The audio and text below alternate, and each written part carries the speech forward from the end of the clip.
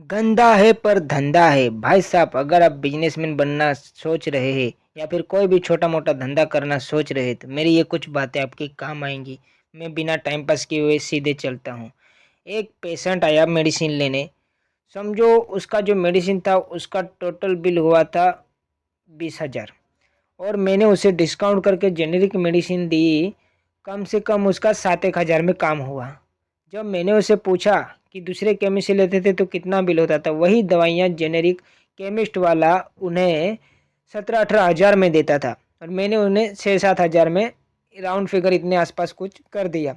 तो भाई साहब अगर अब तबीयत डाउन है, कोई कस्टम पेशेंट है, बीमार रहता है तो डॉक्टर बहुत बार उनका केमिस्ट चलाने के लिए, उनका धंधे के लिए स्टैंडर्ड या फिर जेनेरिक भी दवा देंगे तो भी वो फुल एमआरपी लगाते हैं। तो जानकारी लीजिए कि जेनेरिक है या नहीं है, या फिर भारतीय जन औषधि केंद्र से लीजिए या फिर ऐसा केमिस्ट दीजिए जो कि कुछ जेनेरिक में दवाइयाँ देता हो और या फिर डिस्काउंट अच्छा लगाता हो, वहाँ से दवाइयाँ खरीदिए, आपका पैसा भी बचेगा।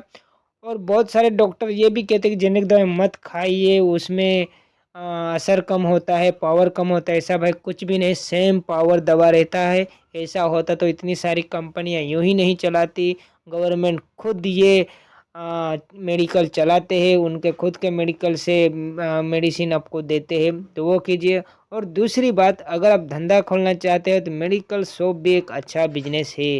भाई साहब मैंने 3 साल की करियर में इस धंधे में हमारा शॉप कभी भी धंधा गिर गया या कमज़ोर धंधा हुआ ऐसा कभी नहीं देखा। बाजू में कपड़े वाले का भी दुकान है, दूसरे भी धंधे वाले हैं, उनका धंधा बहुत down, come down, up down होता रहता है।